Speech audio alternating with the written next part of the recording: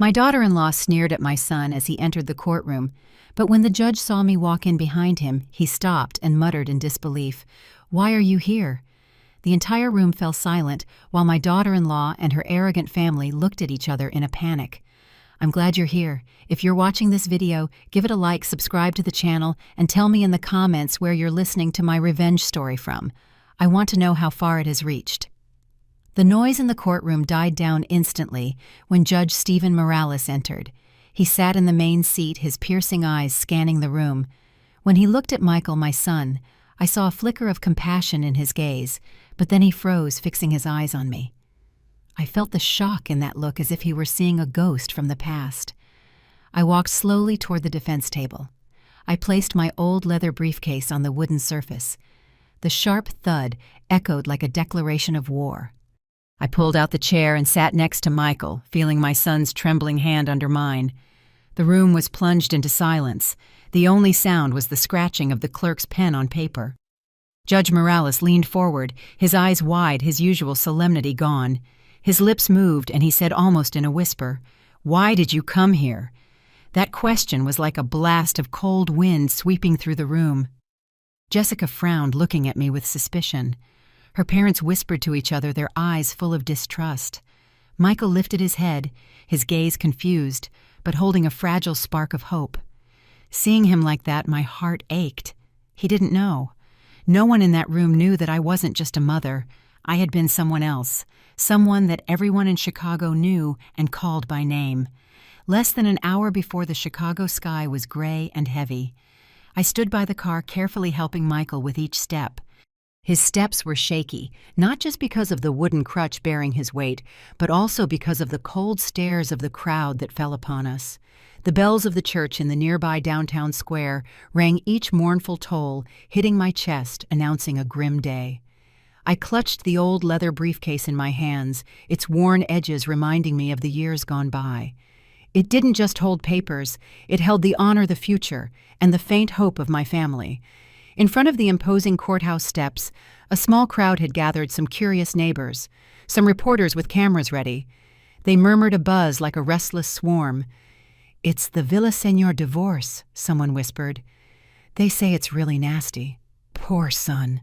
I heard it with a sinking heart, but I kept my face cold, not showing any weakness. Then a luxury car pulled up sharply behind us. The door opened and Jessica got out. She wore a red Gucci dress the color of defiance, as if screaming to the world that she was the winner. Dark sunglasses covered half her face, but they couldn't hide the arrogant smile on her lips. Her parents and her brother followed her, heads held high, walking as if they already had victory in their hands. Seeing them made my stomach turn. They didn't know what Michael and I had been through, the sleepless nights, the days of struggle to keep this home. I motioned for Michael to walk ahead, and I followed him silently. My son, once a strong man, now leaned on crutches, his back hunched as if carrying the weight of the world. Every step he took was like a knife in my heart.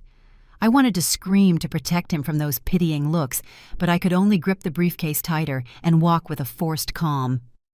Inside the courtroom, the air was thick, the smell of old wood mixing with tension. Jessica was already sitting on the defendant's bench, legs crossed, her bright red heels, tapping the floor, each tap-tap like a taunt. When Michael struggled in, she smiled contemptuously and leaned into her mother's ear, just loud enough for everyone to hear. "Look, he's nothing but a crippled old man." I felt my blood boil, but I bit my lip to keep the rage from exploding. Michael lowered his head, his chest heaving.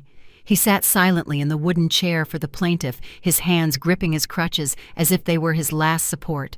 Seeing my son like this tore my heart apart. He was the child I had sacrificed my whole life for, the one who had promised to build us a home where no one could ever kick us out. And now he was here, humiliated by the same woman who claimed to love him. Jessica's lawyer, Jennifer Rivers, stood up and placed a thick stack of papers on the table. Her arrogant voice echoed through the room. "We will demonstrate that my client's husband, Michael Villaseñor, is no longer capable of fulfilling his duties as a husband and a father." Every word was like a hammer blow to my chest. I wanted to stand up, to scream that they were lying, that Michael was still a father, a dignified man, even if his legs were no longer healthy. But I remained silent, waiting for my moment. The dense air of the courtroom took me back to days past. Years ago, when the golden sun still bathed the stone streets, my small family knew peaceful days. Our little house, though humble, was always filled with laughter. I remember those weekend afternoons when Michael was 7, running through the yard with an old ball in his hand, singing at the top of his lungs the pop songs I taught him. My husband David was still a family man, then sitting on the porch smoking, watching his son play with a serene smile. But that peace, I later discovered, was nothing more than a fleeting dream. One night, when the aroma of the pot roast I had prepared still lingered in the kitchen, David put down his knife and fork, his gaze icy. "Linda," he said in a monotone voice, as if reading an announcement, "I'm leaving. I have another life." I stood there, spoon in hand, stunned, as if I'd been slapped. He didn't look at me, just got up, took the suitcase he already had packed, and walked out the door. A gleaming car was waiting for him outside. Inside, under the streetlight, I could barely make out a woman, a wealthy widow, who I later learned had stolen the man of my life from me.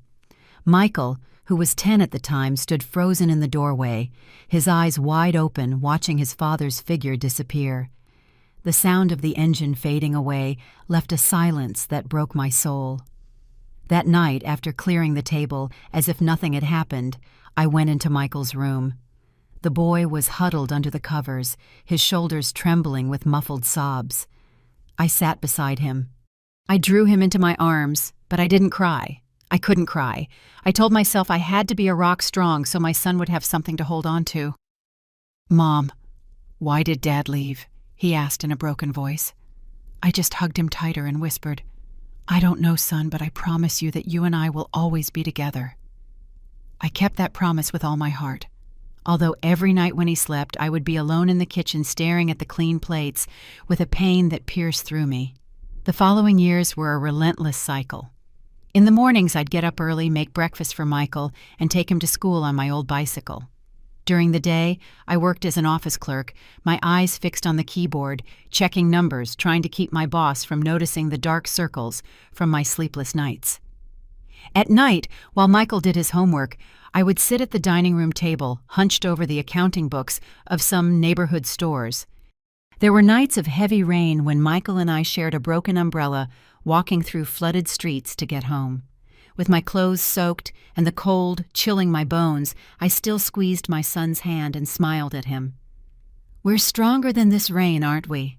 Michael would nod, and his smile was the only light in those dark days. I never told Michael about the nights I didn't sleep thinking about tuition rent or medicine. Once, when he had a fever, I had to search pharmacies in the middle of the night with only a few coins in my pocket. At the counter, I counted the money one by one, my heart sinking at the thought of having to choose between my son's medicine or the next day's food. But I didn't give up.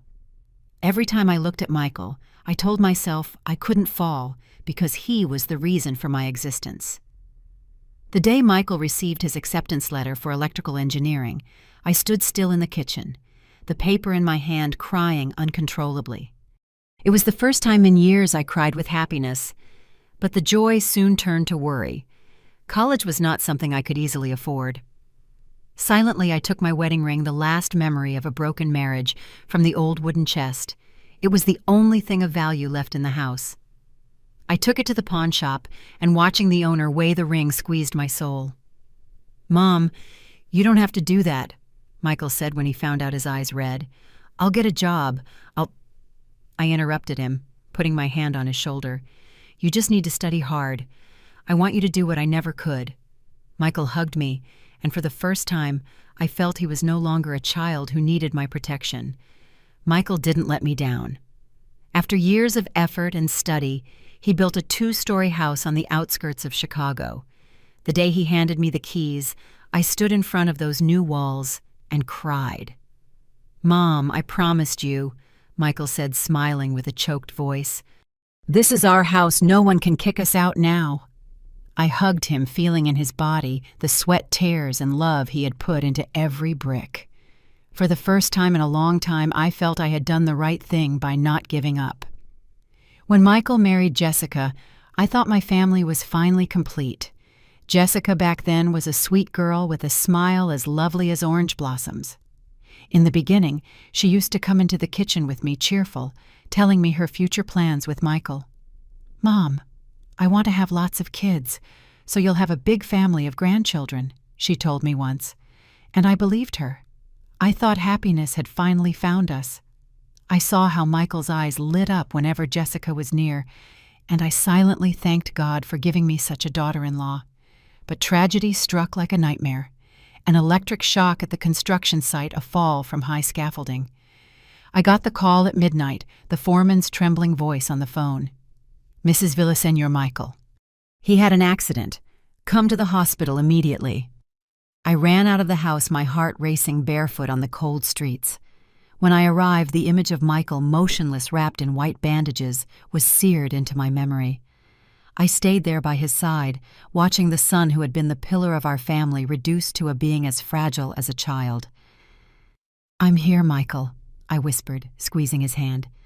"Mom is here with you." The following months were a chain of endless days. Michael recovered slowly, but his legs were never the same. The doctor said he would have to live with wooden crutches for the rest of his life.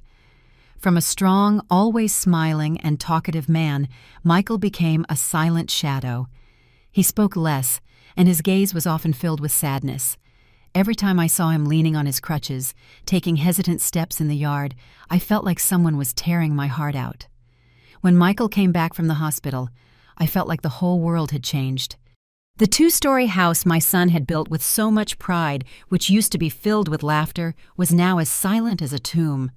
I rearranged the living room, turning it into a downstairs space, so Michael could move around more easily. Every time I looked at the simple bed I prepared for him, my soul ached. That room had been planned by Michael and Jessica as the future playroom for their children, but now it was just a makeshift refuge for a man fighting his own body. The first few weeks, Jessica still pretended to be a devoted wife. She would bring him a bowl of hot soup in his room, serve his medicine carefully, and even smile when I thanked her. I wanted to believe she still loved Michael, that she was just trying to adapt to the new situation. But with each passing day, I realized it was all a facade. Jessica's patience ran out at a speed that astonished me. One early morning, as the first light came through the window, I saw Michael sitting in his wheelchair, a rare sparkle in his eyes. "Mom, I want to go to the garden today," he said with a voice full of enthusiasm. "I want to breathe some fresh air. Can you call Jessica to help me?" I nodded, relieved to see my son finding a small reason for joy. I went to the kitchen where Jessica was making coffee, dressed as if she were getting ready to go out. "Jessica, Michael wants to go to the garden. Can you help your husband a little?" I asked, trying to keep my voice gentle. She turned around with a frown and an annoyed face. "Mother-in-law, I have a mountain of things to do," she replied in a cold tone. "Can't he manage on his own for a bit?" Without waiting for my reaction, she slammed the coffee cup on the table and stormed out, leaving me there motionless. I returned to the room and saw Michael still by the window, his gaze downcast and his hands gripping the edges of the wheelchair. "Mom, it doesn't matter anymore. Forget it," he whispered, almost inaudibly. I wanted to run after Jessica to scream in her face, but seeing Michael, I could only push his chair toward the garden, forcing a smile to hide the pain that was breaking me inside. Family meals, which used to be the warmest time of the day, had now become a difficult trial. I tried hard to cook the dishes Michael liked most, like chili or homemade soup, hoping to bring back a little joy. But Jessica would sit there, eat barely a bite, and then put down her cutlery, muttering that she had no appetite. I still remember how she used to praise my stuffed bell peppers, how she would laugh, saying she wanted to learn how to cook them for Michael. Now instead, she looked at her husband with obvious annoyance, as if sharing a table with him was a sacrifice. "Jessica, are you feeling unwell?" I once asked, trying to keep a calm atmosphere. She just shrugged and muttered, "No, I'm just not hungry." But I knew well that it wasn't the food that took away her appetite, but Michael and this whole family. Once, as I was passing through the kitchen to get some water, I heard Jessica's voice through the slightly open door. She was talking on the phone, her voice low but full of calculation. "Don't worry, as long as the house is split in two, we'll have enough capital to start over." I froze my heart tight, as if someone was squeezing it. The house. the house that Michael had built with sweat and tears, the house whose key he handed me with the pride of a son. Now it was becoming prey in her plan. I wanted to push the door open and confront her immediately, but I held back. I needed time. I needed proof. I needed to protect Michael from this cruel truth, at least for now. Jessica started to change on the outside, too. The simple dresses from before were replaced by expensive, tight, sparkling ones. Her lipstick was brighter, her perfume so strong that I had to open the windows every time she passed by. She went out frequently at night with excuses like a reunion with old friends or going out to relax for a while. I would watch her leave her heels clacking loudly against the floor, and my heart would sink. I remembered the days when she still held Michael's hand, smiling radiantly as they talked about their future. Now, every time she left, I felt she was not only leaving Michael behind, but also the promises that once made me trust her. The neighbors' rumors started to reach me.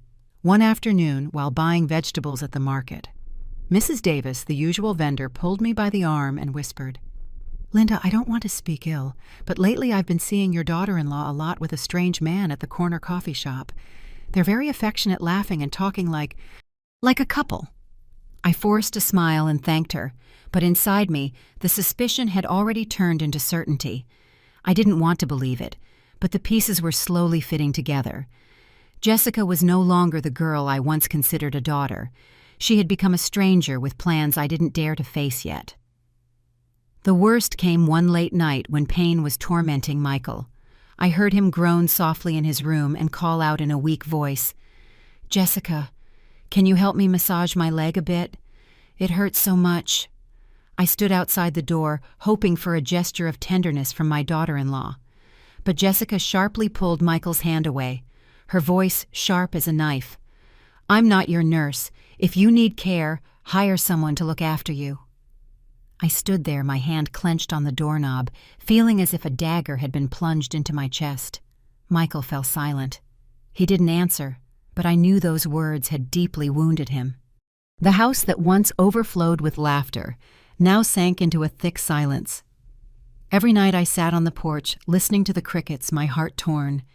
I thought about the days when Michael was still healthy, when he would hug Jessica and say, "Mom, I found the person who will walk with me for the rest of my life." I had believed, I had hoped, that Jessica would bring my son happiness. But now the love in her eyes had died, leaving only contempt and calculation. Every time I looked at Michael with his wooden crutches and empty gaze, I felt I had failed not just as a mother, but as someone who believed in love and honesty. One gray afternoon with the sky covered in clouds, I had just put the water pitcher on the table when I heard the door open along with the clicking of heels on the floor. Jessica entered, but she wasn't alone. Beside her was Jennifer Rivers, whom I recognized immediately, an old acquaintance from my days in court, now back with a cold and distant look. Jennifer wore an impeccable black suit with a briefcase in her hand, walking with an air of power that seemed to want to dominate the entire room. I looked at her, and my heart shuddered as I remembered the days we sat together in the law office, sharing dreams about justice. Now she was on the other side, not even greeting me as if I were a stranger. Jessica, in a bright blue dress, sat in a chair without deigning to look at me or Michael.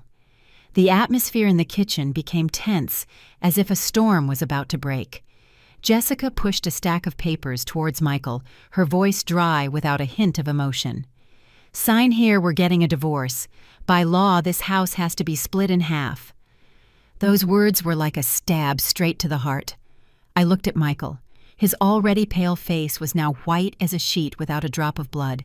His hands trembled, gripping the edge of the table, as if trying to hold on to his last hope. I placed the glass of water on the table and tried to keep my voice calm, though inside rage was consuming me. "On what grounds do you say this house is common property?" Jessica lifted her chin with a face so brazen it made me want to jump out of my chair. "We are legally married. All assets acquired during the marriage are divided in half. Don't you know the law?"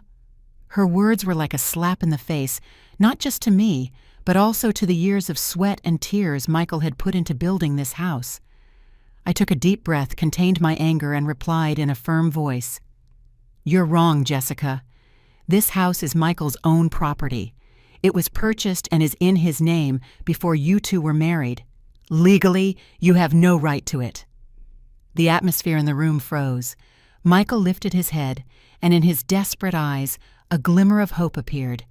Jennifer, sitting next to Jessica, intervened with a voice as sharp as a knife. "Mrs. Villaseñor, in marriage law in the United States, there are clauses that allow separate property to be considered marital property after several years of cohabitation. You should be careful what you say." I looked her straight in the eye, the one who used to sit with me in tense trials, the one who used to call me Linda with respect. Now she saw me as an enemy. I answered her word for word. "Jennifer, I know the law better than anyone here." The room fell into absolute silence. And then Michael looked at me surprised with a spark of pride I hadn't seen in him since he left the hospital. But Jessica wouldn't stop. She jumped up screaming in a shrill voice, "I don't care who you used to be. I just want to get rid of this burden. He's already an invalid, and I still have a future ahead of me."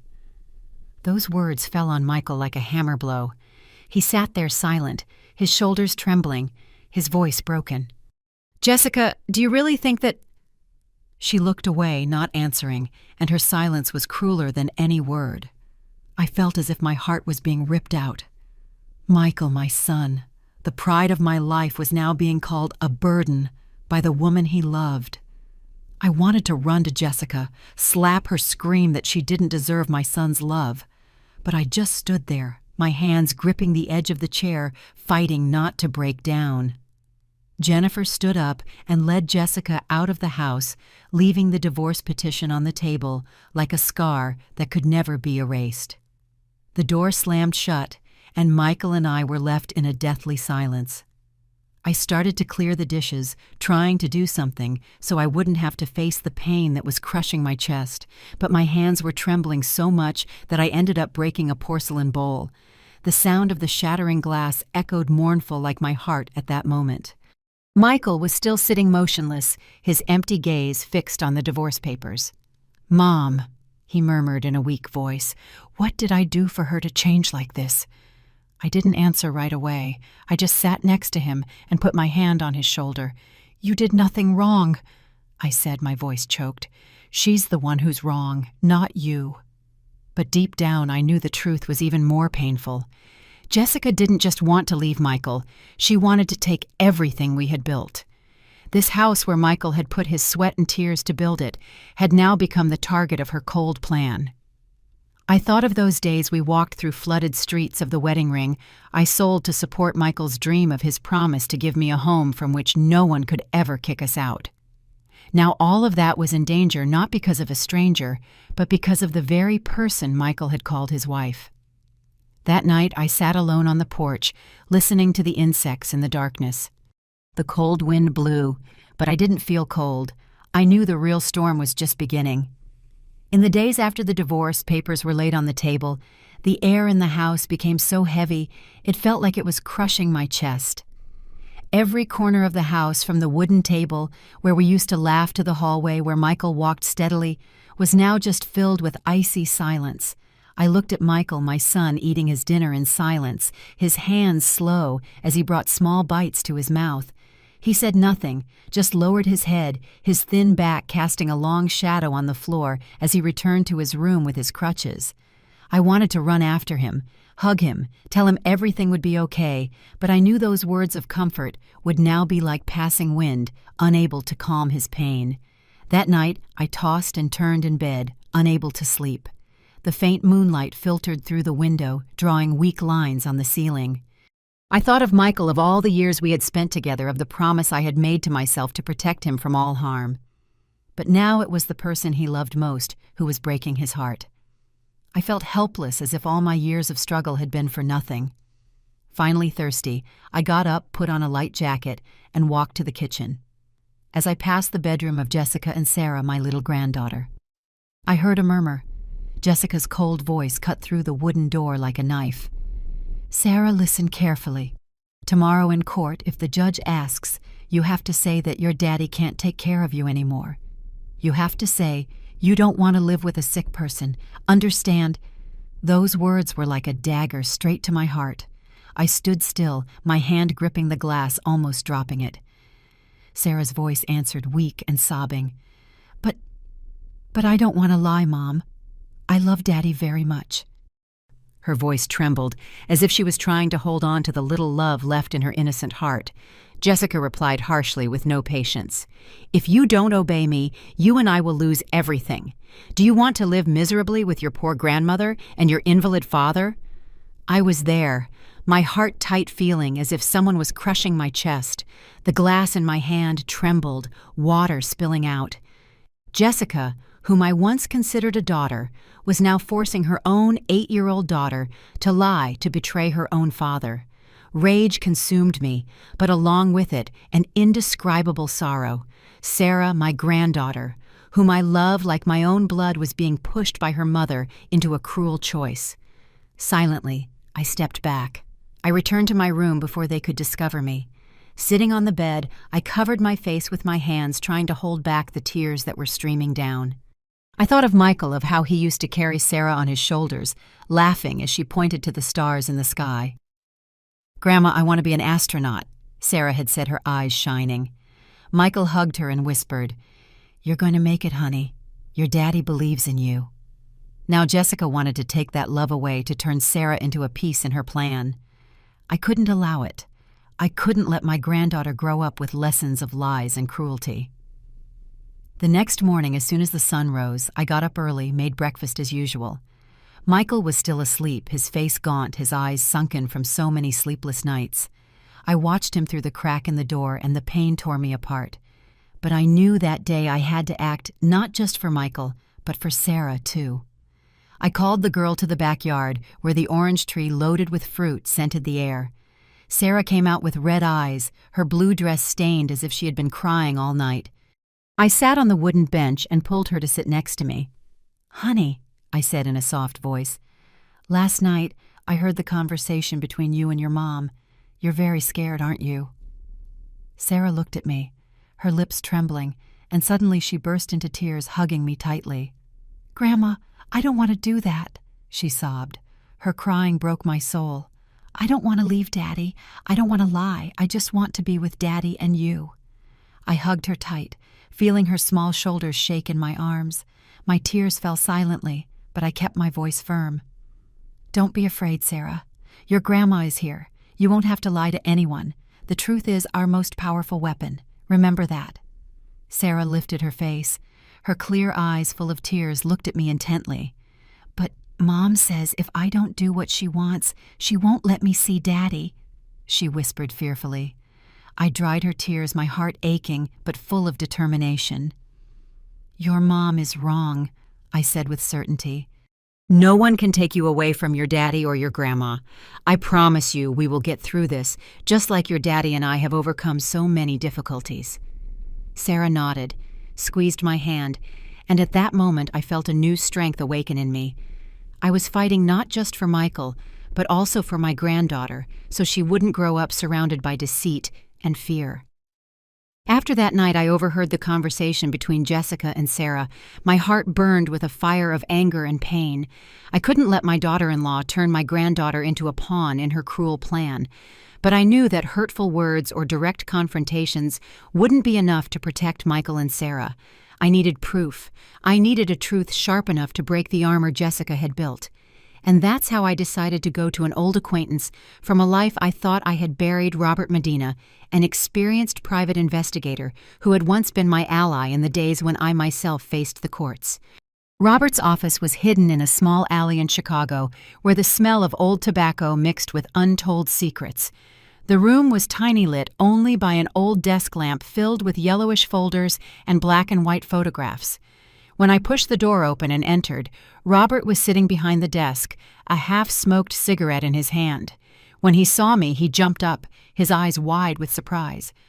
"Linda," he exclaimed in a voice hoarse from the smoke. "My God, how many years has it been? I thought you had completely retired." I smiled coldly, though inside I felt a dull ache. My past life, those days when they called me the Queen of Law, were now just a distant memory. But today I had to return to it for my son and granddaughter. I sat in the wooden chair across from Robert and told him in broad strokes Michael's story. The accident, the change in Jessica, the divorce lawsuit, and the plan to force Sarah to lie. Robert listened in silence, nodding his gaze sharp again, like an old wolf smelling its prey. "I understand," he said, in a low tone. "Leave it to me, but be prepared, Linda. Sometimes the truth hurts more than suspicion." I nodded firmly, clenching my hands. "I'm ready, Robert. I just need the truth, however painful it may be." A few days later, Robert met me in a small, lonely coffee shop on the outskirts. When I arrived, he was already sitting in a secluded corner with a cup of black coffee in front of him and a thin folder on the table. He pushed the folder towards me without saying a word. I opened it and felt my heart stop. The photos inside were clear. Jessica in a striking red dress on the arm of a burly, elegant man coming out of a luxurious hotel on the Gold Coast. She was smiling radiantly, her eyes shining a far cry from the cold, bitter face she showed to Michael. I took the photos with trembling hands, feeling as if ice was being poured down my chest.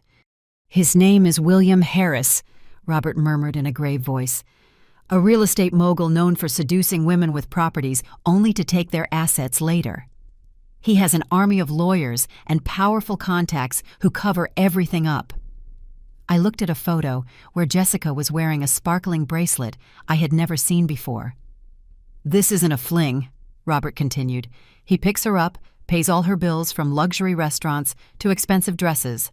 I suspect this is a calculated plan, Linda. She wants Michael's house, and William is behind it." My heart filled with pain and rage. While Michael fought against every spasm of pain trying to take steps with his damaged legs, Jessica, the wife he loved so much, was enjoying herself with another man, planning to take away the home my son had built with his whole life.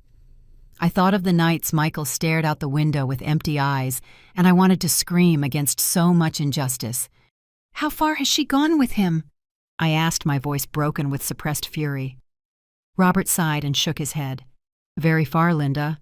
I found hotel receipts, plane tickets, and even bank transfers from William's account to hers. This isn't just a romance, it's a business." I paid Robert, asking him to keep watching. "I need all the proof I can get, no matter how small," I told him in a firm voice. Robert nodded with a look full of understanding. "You're still the same Linda I knew," he said. "Tough as steel, but be careful, William is not an easy man to confront." I smiled coldly, but deep down, I knew I had no other choice. This wasn't just a divorce, it was a battle to protect my family. That night, I hid the envelope with the photos in the locked drawer of my room. I didn't want Michael to see them. I didn't want him to face the truth that his wife had betrayed him so brazenly. Michael had already suffered enough the accident, Jessica's insults, the pitying looks from people. I couldn't let another stab wound break his heart. During dinner, Jessica appeared dressed as ostentatiously as ever. She sat at the table and very naturally proposed. "Mom, I think we should sell this house and move to a more comfortable luxury apartment. Living here is getting boring, don't you think?" I looked her straight in the eye with a cutting coldness. "This house is the result of Michael's hard work," I said in a calm but sharp voice. "It's not something you can sell on a whim." Jessica tensed her lips, moving as if she wanted to reply, but she just kept quiet and started serving food to Sarah. I looked at Sarah and saw her little eyes avoiding mine, and I felt a sharp pain in my chest. She knew too much, but she was too young to carry that weight. Seeing her, a new strength was born in me, not only to protect Michael, but also to shield Sarah's innocence from the scars her mother was trying to leave on her. The morning of the first hearing, it was drizzling. The drops fell crookedly like my own tears. I helped Michael out of the old car, each of his steps heavy, not just because of the wooden crutch, but also because of the invisible burden on his shoulders. His face was gaunt, his eyes sunken from sleepless nights, but he still gave me a weak smile so I wouldn't worry. "Mom, I'm okay," he said, though his voice trembled, and I knew he was trying to hide the pain. I squeezed his hand tightly, trying to pass on some of my strength, though inside my heart ached thinking about what was to come. On the other side of the courthouse, a luxury car screeched to a halt. Jessica got out, proudly dressed in a sparkling emerald green dress, a triumphant smile on her lips, as if victory was already assured.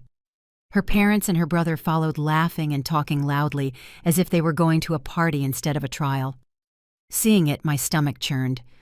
They didn't understand the years of Michael's sacrifice to build this home. They didn't see the sleepless nights I spent protecting my family. To them, it was all a game, and Michael the easy prey. Inside the courtroom, the air was thick with the smell of old wood and tension. Michael sat on the plaintiff's bench, gripping his crutch tightly, his gaze fixed on the floor as if wanting to escape all the stares. I stood behind him silently, waiting for my moment. Jessica took the defendant's bench, crossing her legs, her heels tapping the floor, each tap a mockery. She looked at Michael coldly, without a hint of emotion, as if he were no longer her husband. Jennifer Rivers. Jessica's lawyer stood up. Her firm voice echoed throughout the room. Your Honor, my client, Mrs. Jessica Torres, has had to endure an unsustainable life alongside a disabled husband for many years. Mr. Michael Villaseñor is no longer able to work. He does not have the health to fulfill the role of a husband and father. We request a divorce and the division of assets, including half the value of the house they have shared during their life together. Every word she spoke was like a stab in my heart. I wanted to stand up to scream that they were distorting the truth, but I held back, gripping the old leather briefcase tightly. Jessica nodded, adding a venomous phrase, her voice filled with contempt. He's nothing but a burden. I deserve a better life, not serving someone who is worthless. Those words were a direct blow to Michael. He tried to stand up, his trembling hands leaning on his crutches, his voice broken with emotion. I can still take care of my daughter. I'm still Sarah's father. But his throat closed up, unable to finish the sentence. His face turned red, sweat ran down his forehead, and I saw his eyes fill with tears, as if all the strength he had left was crumbling. Jessica's sarcastic laugh erupted, cruel, icy. Look at yourself, Michael. You can't even stand up. Who do you think you're going to take care of? The entire room murmured. Pitying glances were fixed on my son. I felt my heart tearing apart. Michael, the son who was once my pride, now humiliated in front of everyone, called useless by the woman who claimed to love him. The scales of justice seemed to be tipping in Jessica's favor, and I knew if I didn't act, everything Michael had sacrificed would be lost. In that instant, I stood up. I walked calmly to the defense table. I opened the old leather briefcase. The sound of the zipper echoed sharply in the silent room. I placed it on the table. I pulled a chair next to Michael, feeling my son's astonished gaze. I took a deep breath. Then I stood up. My voice, clear and firm, resonated. From this moment on, I, Linda Villaseñor, will be the legal representative of my son, Mr. Michael Villaseñor. The entire room fell silent, as if time had stopped. Jennifer was petrified, her eyes wide with astonishment. Jessica stared at me, her mouth agape. Her face turned pale, as if she had seen a ghost from the past. The older people in the room began to murmur. Some whispered, "Linda Villaseñor, could it be?" I felt the wave of surprise spread, but I kept my eyes fixed on Judge Morales, who did not take his eyes off me. The judge gently tapped his gavel, his voice trembling, filled with doubt and respect. "Mrs. Linda Villaseñor, are you by any chance the Queen of Law?" That question swept through the room like a wind, unleashing a general murmur. Michael looked at me, his eyes wet, incredulous, as if for the first time he was discovering that his mother was not just a mother. The elderly present began to nod, murmuring among themselves about the stories of the past, about the woman who once made rival lawyers tremble. I nodded, my voice firm. "Your Honor, I have never stopped believing in justice." Those words were not just for the judge, but also for me, for Michael, and for those who looked at me with a mixture of curiosity and respect. I felt the strength of past days awaken within me, as if the flame I thought had long been extinguished was rekindling. I looked at Jessica and saw her flinch. The triumphant smile on her lips had vanished. Jennifer, who was once my friend, lowered her head as if she knew she was facing an opponent she could not underestimate. At the next hearing, the atmosphere in the courtroom was as tense as a rope about to snap. The room was packed, reporters with pens ready, curious neighbors all drawn by the news that the Queen of Law had returned. a rumor that had spread like wildfire throughout Chicago. I walked in holding Michael's hand, feeling my son's trembling hand gripping my arm. He said nothing, but in his tired eyes a spark of hope shone. I squeezed his hand gently, wanting to tell him I was there and that I would not let anyone take what was rightfully his. Jessica was sitting on the defendant's bench, dressed with her usual elegance, though her customary smile no longer had the same shine. Beside her, Jennifer Rivers. Her lawyer looked tense, clutching a stack of documents as if they were her last resort. Jessica's family, her parents, and her brother occupied the bench behind, but their laughter and loud comments from the previous day had disappeared, replaced by nervous, conspiratorial glances. I knew they, too, felt the tide was turning, though they didn't yet understand what was coming. Judge Morales entered with his usual solemn bearing. He gestured for me to begin. I stood up, opened my old leather briefcase, and took out a packet of carefully arranged documents. "Your Honor," I said in a clear, firm voice, "I present as the first piece of evidence the property documents for the house located on the outskirts of Chicago. All records clearly indicate that this house was purchased by and is in the name of my son, Michael Villaseñor, 2 years before his marriage to Mrs. Jessica Torres." I placed the papers on the table one by one like laying bricks to build a wall of truth. The court clerk took the documents. He reviewed them in detail and nodded, confirming their authenticity. Judge Morales looked at them. He nodded too, and a slight gesture of approval escaped his sharp gaze. The room erupted in murmurs, the rumors spreading like a wave. The faces of Jessica's parents turned pale. Her brother lowered his head, and Jessica clenched her fists, biting her lips to contain her rage. Jennifer immediately stood up. Her voice still tried to sound haughty, though it was already trembling. "Your Honor, although the house may be considered separate property during the years of cohabitation, it became the family residence. According to the marriage laws of this state, this fact can be taken into account for the division of property." I interrupted her with a harsh voice, giving her no room to continue. "Mrs. Rivers, the law is very clear. Common residence does not change the right of ownership over a property acquired before the marriage. This house is the untouchable asset of my son." The atmosphere in the room grew even tenser. Under the table, Michael squeezed my hand tightly, and I felt the warmth of his tremor. I looked at him, and in his eyes that spark of hope shone again, as if for the first time in a long time he believed we could win. But I knew the property papers were just the first step. I didn't give them time to react, and I launched the second piece of evidence, a small USB drive containing something capable of shaking the entire trial. "Your Honor," I said in a calm but cutting voice, "I want to present a recording made the night before the first hearing." I handed the USB to the clerk, and when the recording began to play, the entire room fell silent. Jessica's voice was heard loud, harsh, and cruel. "Sarah, listen carefully. Tomorrow in court, if the judge asks, you have to say that your daddy can't take care of you anymore. You have to say you don't want to live with a sick person. Understand?" Then Sarah's sob was heard. "But I don't want to lie, Mom. I love Daddy very much." Then Jessica's voice hardened without mercy. "If you don't do as I say, we'll lose everything. Do you want to live miserably with your poor grandmother and your invalid father?" The room was frozen. All eyes between astonishment and indignation were fixed on Jessica. She jumped up, her eyes wide, screaming, "That's false! She made it all up to defame me!"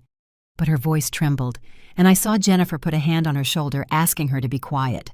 Judge Morales raised his hand and ordered, "Order in the court. I want to hear from the direct witness. Call the child Sarah Villaseñor to the stand." Sarah entered with hesitant steps, her eyes swollen from crying but clean and clear. Seeing her, my heart broke. She was only 8 years old, and she already had to stand between truth and lies. Jessica leaned forward, her voice sweet but laden with pressure. "Sarah, tell everyone you want to be with me, right?" The entire room held its breath, waiting for her answer. Sarah lifted her tear-filled face. She looked directly at Judge Morales, and with a clear and determined voice, though trembling with emotion, she said, "I love my daddy. I'm not going to lie. I want to be with my daddy and my grandma." The room exploded. There were murmurs, and among them some discreet applause from strangers. Michael burst into tears, hiding his face in his hands, his shoulders shaking. I looked at him and I saw that his tears were not of pain, but of the fragile happiness of knowing his daughter still loved him. Jessica turned pale and screamed in desperation. "The child is being manipulated. That woman brainwashed her." Her shrill voice found no ears. I approached, hugged Sarah's fragile shoulders, and held her against my chest. I looked Jessica straight in the eye and said coldly, "The truth cannot be manipulated, Jessica." And the child chose the truth. Sarah snuggled into me, clinging to my clothes with her small hands as if I were her only refuge. Judge Morales banged the gavel again and again to calm the room, but I knew the course of the trial had already completely changed. Jennifer bowed her head, unable to refute anything. Jessica's family remained motionless, their eyes filled with shame. I looked around and saw compassionate faces, heads bowing in a sign of respect. Suddenly, Jessica stood up again, her eyes crazed and her shrill voice cutting through the silence. "Don't believe her. She's nothing but a failed lawyer. She lost a major case so humiliatingly that she had to abandon her profession. Who can trust someone like that?" Her words exploded like a bomb. The entire room stirred, the murmurs growing like a wave. Some reporters were writing hastily, their pens scratching the paper. I looked at Michael, who lowered his head, gripping his crutches tightly, as if fearing my past would ruin everything we had achieved. Sarah beside me squeezed my hand tightly, her clear eyes reflecting pure worry. I took a deep breath, feeling my chest burn. Jessica's words were not just a blow to my honor, but also a desperate attempt to shake the confidence of Michael and Sarah. But I was not afraid. I had faced more venomous insults than that, and I learned to turn pain into strength. I stood up, walked to the defense table, and fixed my gaze on Judge Morales. My voice sounded strangely calm, but each word was as sharp as a razor. Yes, I left the law, but not because I was weak. Many years ago, I lost an important case, and it wasn't due to a lack of skill or evidence, but because my ex-husband and his wealthy lover bribed the judge.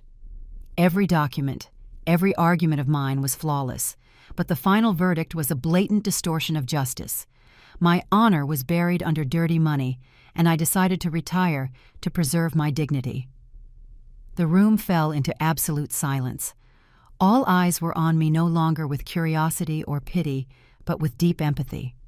Michael lifted his head, his eyes filled with tears, looking at me as if for the first time he understood the whole truth of what I had been through. I felt Sarah squeeze my hand tighter, and I knew my words were not only defending my honor, but also showing my son and granddaughter that I had never bowed to injustice. I continued speaking, my voice firm without trembling. That judge years later was investigated and sentenced to prison on multiple charges of bribery, and I from that day on swore that I would never again allow justice to be tarnished. Today I am here not for fame, but for my son, for my granddaughter, and for the truth our family deserves. I paused, observing the room, and saw the slow nods of the elders who had heard of me, of the Queen of Law, from another time.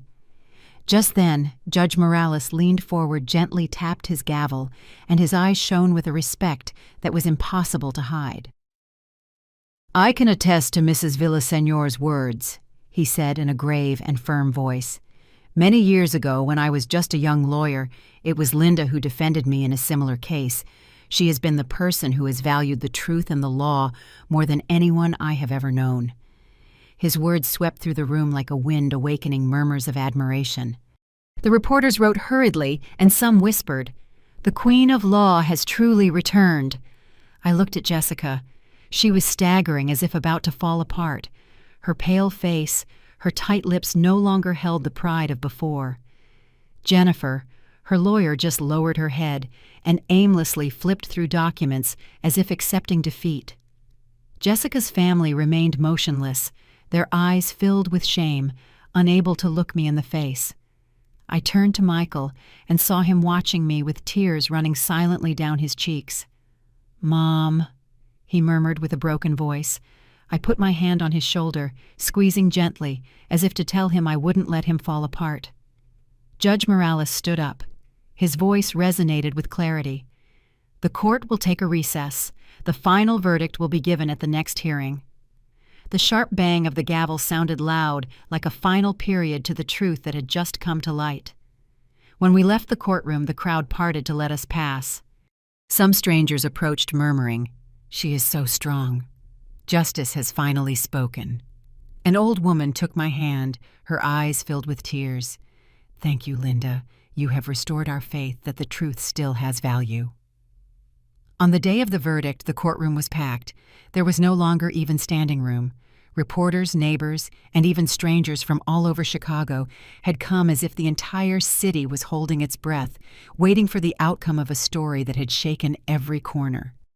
I walked in holding Michael's hand. I felt his trembling fingers clutching my arm. Sarah was by our side. Her clear eyes reflected worry, and her small hand squeezed mine tightly, as if she were afraid of getting lost. I smiled at her, trying to calm her, although inside my heart was pounding violently, as if I were at a crossroads of destiny. Jessica sat on the defendant's bench, her face pale without her former pride. Her elegant dress now seemed out of place, like a shell that could no longer hide her defeat.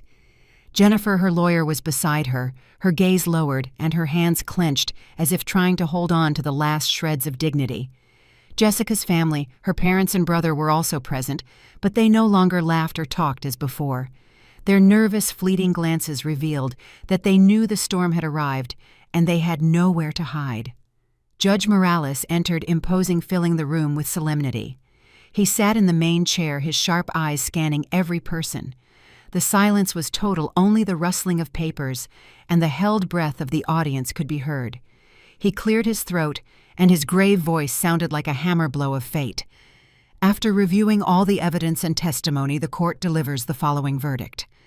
The divorce between Mrs. Jessica Torres and Mr. Michael Villaseñor is granted.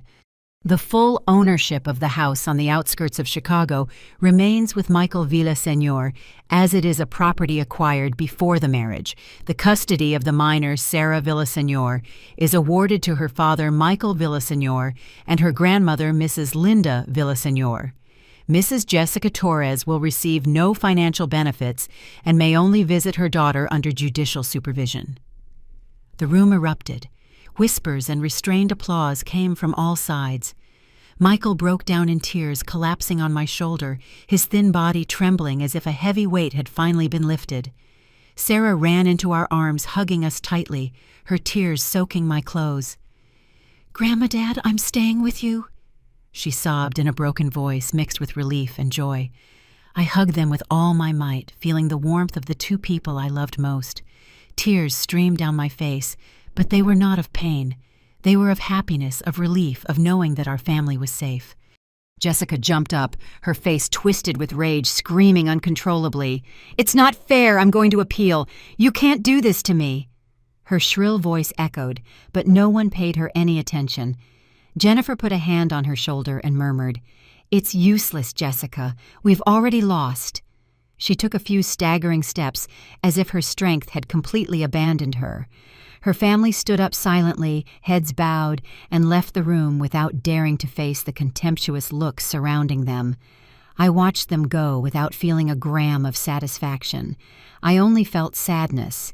Sadness for Jessica, who was once my daughter-in-law, part of our family, but who chose the path of betrayal and ambition. A few days later, I heard the neighbors say that William, the real estate mogul behind Jessica, had cut all communication with her as soon as he learned she had lost the case. He no longer picked her up or paid her luxurious bills. Jessica had to live alone in a rented, rundown apartment on the outskirts, pointed at and rejected by everyone.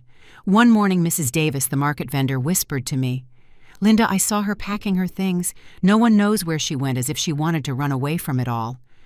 I nodded, saying nothing, but deep down I only wished that Jessica would find a new path, although I knew she would have to live with what she had caused. Meanwhile, Michael, Sarah, and I began a new life under the roof we loved so much.